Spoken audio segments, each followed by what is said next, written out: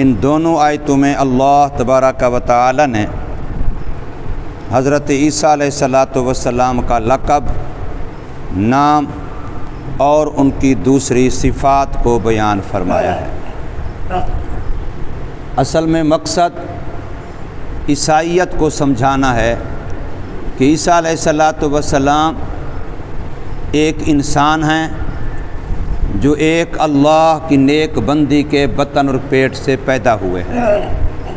ان کے پیدا ہونے کی ایک ڈیٹ اور تاریخ ہے کہ اس سے پہلے وہ نہیں تھے، اور ایک ماں کی گود میں وہ پلے ہیں۔ ان کا باقاعدہ ایک نام ہے، کچھ لقب ہیں، کچھ اوصاف ہیں۔ بتلانا یہ مقصود ہے کہ عیسائیوں کا جو عقیدہ ہے کہ عیسیٰ علیہ الصلاۃ والسلام الیاذ باللہ خدا کے بیٹے ہیں اور خدائی میں شریک ہیں، تین خداؤں میں سے ایک ہیں، تو ایسی بات نہیں ہے۔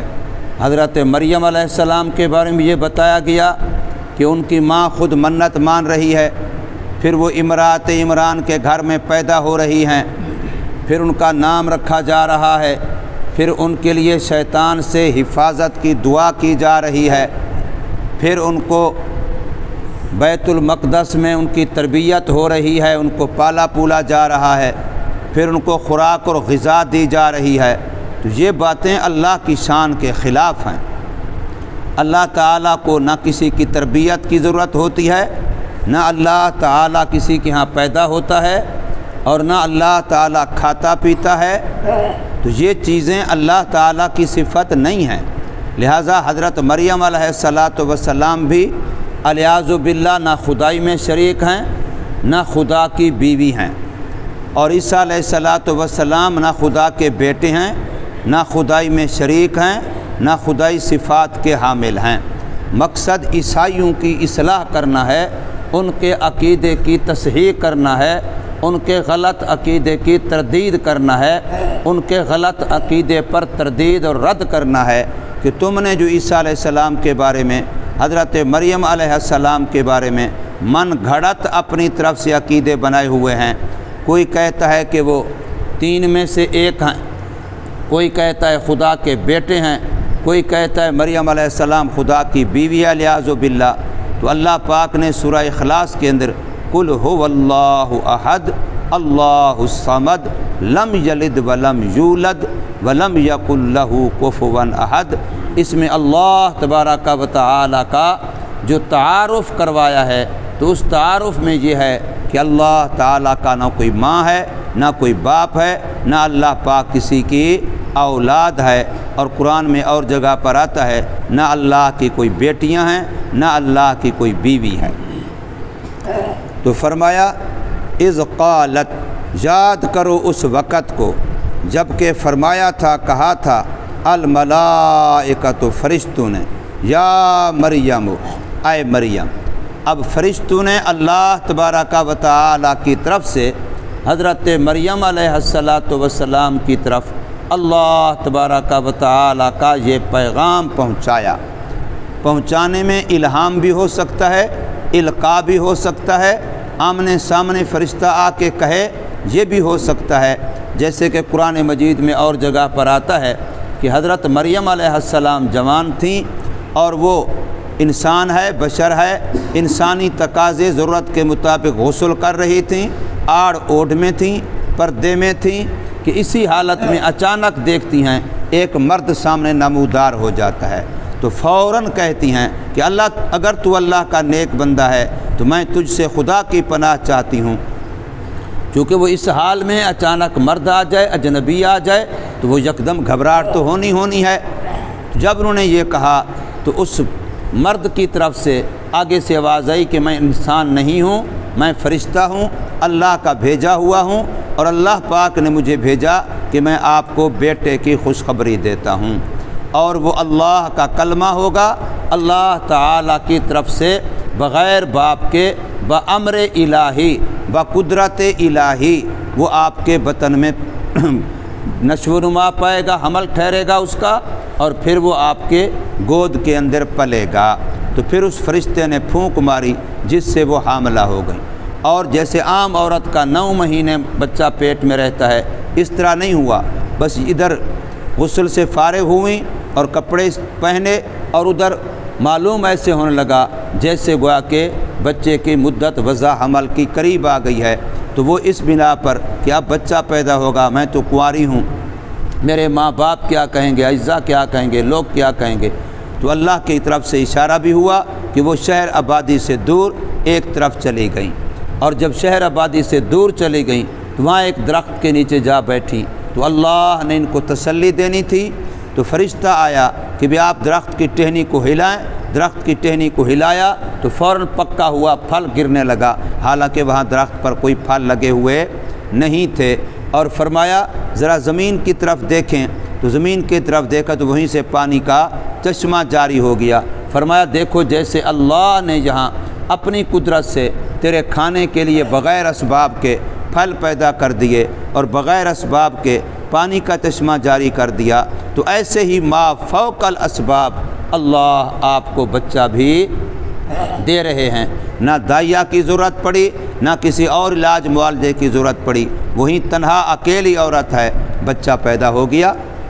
اب وہ بچے کو لے کر کے اللہ کی طرف سے حکم بھی تھا، اشارہ بھی تھا،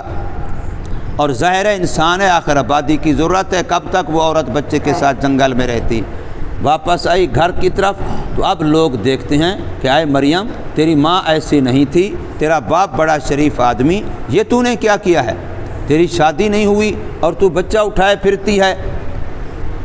تو اب اس نے اس بچے کی طرف اشارہ کیا، تو وہ کہنے لگے اس معصوم بچے سے ہم کیا بات کریں، یہ کیا بولے گا، تو حضرت عیسیٰ علیہ السلام خود ہی بولے انی عبد اللہ، میں اللہ کا بندہ ہوں اور اللہ کا کلمہ ہوں، اللہ تبارک و تعالی مجھے کتاب دے گا اور میں یوں نبی ہوں گا۔ ساری باتیں حضرت عیسیٰ علیہ السلام پہلے دن کا بچہ ہے، اس نے وہاں باتیں کی، تو یہ قرآن کہہ رہا ہے یکلم الناس فی المہد، کہ یہ پنگھوڑے میں ماں کی گود میں اس وقت یہ لوگوں سے باتیں کرے گا، تو اس نے واقعتاً باتیں کی، اور پھر فرمایا ادھیڑ عمر میں باتیں کرے گا،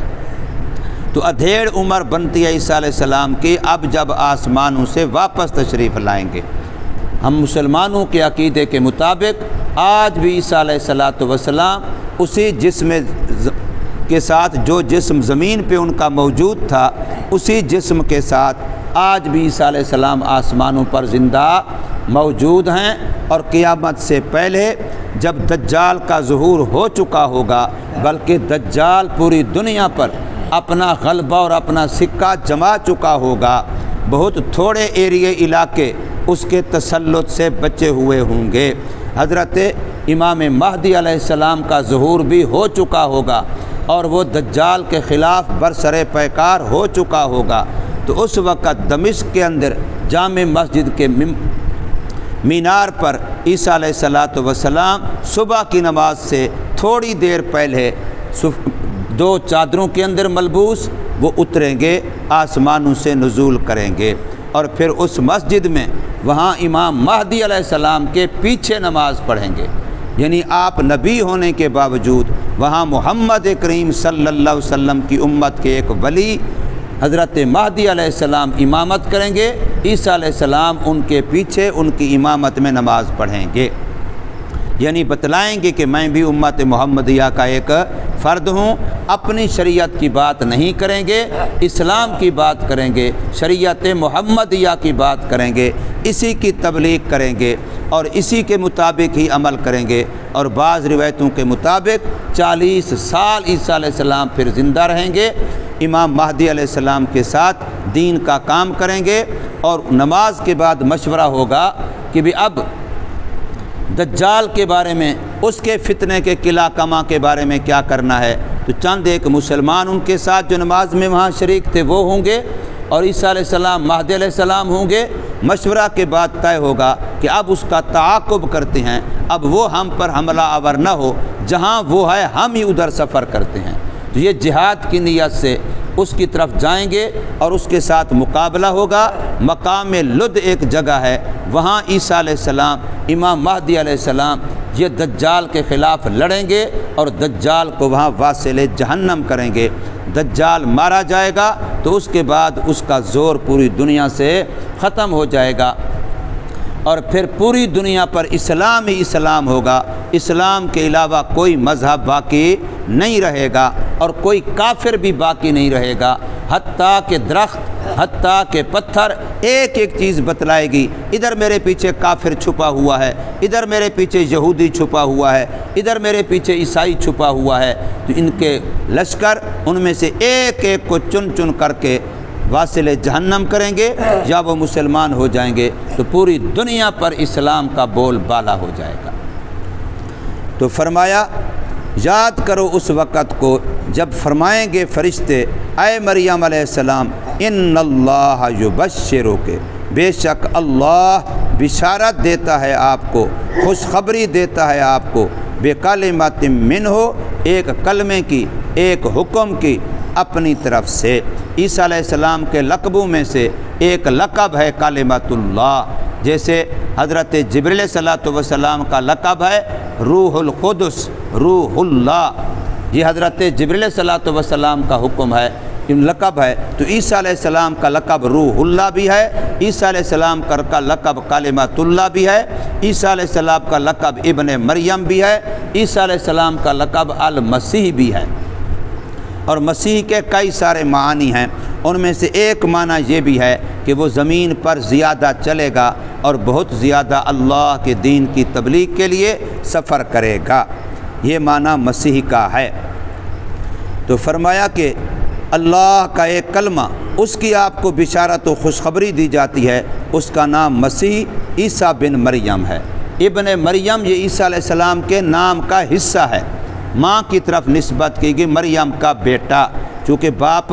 نہیں ہے، باپ کے بغیر پیدا ہوا، یہ اللہ کی قدرت ہے۔ آدم علیہ السلام پیدا ہوئے، کوئی ماں باپ نہیں ہے، نہ ماں ہے نہ باپ ہے۔ حضرت حوا علیہ السلام پیدا ہوئی مرد کے بطن سے، حضرت آدم علیہ السلام کی بائیں پسلی سے، گویا وہ اس کی ماں نہیں ہے، بغیر ماں کے پیدا ہوئے، اور عیسیٰ علیہ السلام پیدا ہوئے بغیر باپ کے۔ تو اللہ نے ماں باپ دونوں کے بغیر بھی انسان کو پیدا کر کے دکھایا، بغیر ماں کے بھی پیدا کر کے دکھایا، بغیر باپ کے بھی پیدا کر کے دکھایا، اور عام روٹین یہ ہے کہ ماں باپ دونوں سے اللہ پاک نسل انسانی، اولاد انسانی کو اس کا سلسلہ چلا رہے ہیں۔ تو فرمایا وجیہن فی الدنیا والآخرہ، بڑا باروب اور باعزت، بڑے دبدبے والا اور روب والا ہوگا حضرت عیسیٰ علیہ السلام، دنیا میں بھی اور آخرت میں بھی۔ اور یہ اس لیے خصوصی طور پہ کہا گیا کہ عام طور پر اللہ نہ کرے کوئی بچہ اگر بغیر باپ کے پیدا ہو تو ساری زندگی اس پر انگلیاں اٹھائی جاتی ہیں، اس کو تانے مارے جاتے ہیں کہ اس کو تو اپنے باپ کا ہی پتہ نہیں ہے، اس کا تو الیاذ باللہ باپ ہی نہیں ہے، الیاذ باللہ یہ حرام زادہ ہے فلاں فلاں۔ تو عیسیٰ علیہ السلام کے بارے میں اس طرح کی کوئی بات نہیں ہے، بلکہ وہ باروب ہیں، باعزت ہیں، بڑے دبدبے والے ہیں، وجیح انسان ہیں دنیا میں بھی اور آخرت میں بھی۔ وَمِنَ الْمُقَرَّبِينَ، اور اللہ کے ایسے نیک ہیں کہ اللہ کے ان خاص بندوں میں سے ہیں جن کو اللہ کی پاک بارگاہ میں خصوصی قرب کا درجہ حاصل ہے۔ وَيُقَلِّمُ النَّاسَ، اور ان کی ایک صفت یہ ہے کہ وہ باتیں کریں گے لوگوں سے فی المہد، ماں کی گود میں، پنگھوڑے میں۔ حدیث میں آتا ہے اطلب العلم من المہد الی اللحد، کہ علم کو تلاش کرو مہد، پنگھوڑے، ماں کی گود سے لے کر کے قبر کی گود میں جانے تک۔ تو فرمایا مہد میں بھی وہ باتیں کریں گے۔ میں نے ابھی عرض کیا دوسری جگہ پر قرآن میں آتا ہے کہ حضرت عیسیٰ علیہ السلام ابھی پہلے دن کے بچے ہیں اور وہ بولے ہیں، بڑی فصیح زبان بولے ہیں، اپنا تعارف کروایا ہے، اپنے اللہ کا تعارف کروایا ہے، اور یہاں یہ بھی فرمایا کہ جب تک میں زندہ رہوں گا اپنے اللہ کا فرما بردار رہوں گا، اور ساتھ ایک جملہ اور بھی بولا کہ اپنی ماں کا خدمت گزار رہوں گا۔ باپ تو تھا نہیں تو اپنی ماں کے بارے میں فرمایا وَبَرًّا بِوَالِدَتِي، میں اپنی ماں کے ساتھ ہمیشہ احسان کا سلوک کرتا رہوں گا۔ آج آپ دیکھیں کہ ہم لوگ اپنے ماں باپ کے ساتھ کیا کر رہے ہیں، ہمارے معاشرے میں نوجوان بچیاں، نوجوان بچے اپنی ماں کو کیا مقام دے رہے ہیں۔ ماں جس وقت، یاد رکھیے، جس گھر میں ماں کی عزت ہوگی اس گھر میں برکت ہوگی، اور جس گھر میں ماں کی عزت نہیں ہوگی اس گھر میں کبھی برکت نہیں آ سکتی۔ میرے آقا کا ارشاد ہے البرکۃ ما اکابرکم، برکت تمہارے بڑوں کے ساتھ ہے۔ جس گھر میں بڑے کی عزت ہے، جس گھر میں بڑے کا احترام ہے، اس گھر کے اندر برکت ہے، اس گھر کی کمائی میں برکت ہے، اس گھر کے اتفاق میں برکت ہے، اس گھر کی آمدنی میں برکت ہے، مال میں برکت ہے، صحت میں برکت ہے۔ اور جس گھر کے اندر بڑوں کی عزت نہ ہو اس گھر میں کروڑوں آئیں یا لاکھوں آئیں کبھی برکت نہیں ہو سکتی۔ تو فرمایا وکہلا، اور ادھیڑ عمر میں بھی لوگوں سے باتیں کرے گا۔ حدیثوں میں آتا ہے کہ حضرت عیسیٰ علیہ السلام نے 12 سال کی عمر سے دین کی تبلیغ شروع کر دی تھی، جبکہ عام ضابطہ یہ ہے کہ نبی کو نبوت 40 سال پورا ہونے پر ملتی ہے، لیکن حضرت عیسیٰ علیہ السلام کے بارے میں اکثر روایات میں یہی آتا ہے کہ 12 سال کی عمر سے انہوں نے دین کی تبلیغ شروع کر دی، اور 35 سال کے قریب ان کی عمر پہنچی کہ اللہ نے ان کو آسمانوں پر اٹھا لیا، اور جب واپس تشریف لائیں گے تو 40 سال مزید دنیا میں رہ کے دین کی تبلیغ کا کام کریں گے۔ ہاں ایک روایت یہ ہے کہ جب ان کو آسمانوں پر اٹھایا گیا اس وقت ان کی عمر 80 سال کے قریب تھی۔ وَمِنَ الصَّالِحِينَ، اور وہ نیک لوگوں میں سے ہوں گے۔ دیکھیں صالحین میں سے ہونا یہ ایک ایسی اللہ کو پسندیدہ صفت ہے کہ اللہ اس کی دعا اپنے نبیوں سے بھی کرواتا ہے۔ حضرت یوسف علیہ السلام کا واقعہ پڑھیں سورہ یوسف کے اندر، تو آخر میں جو حضرت یوسف علیہ السلام کی دعا نقل کی گئی ہے وَأَلْحِقْنِي بِالصَّالِحِينَ، اے اللہ مجھے صالحین لوگوں کے گروہ میں شامل کر لیجئے۔ اور جگہ پر دوسرے زیادہ انبیاء کا نام لے کے آتا ہے کہ ان سب انبیاء نے دعا کی وَأَلْحِقْنَا، ہم سب کو لحق کر دیجئے، داخل اور شامل کر دیجئے صالحین کے گروہ میں۔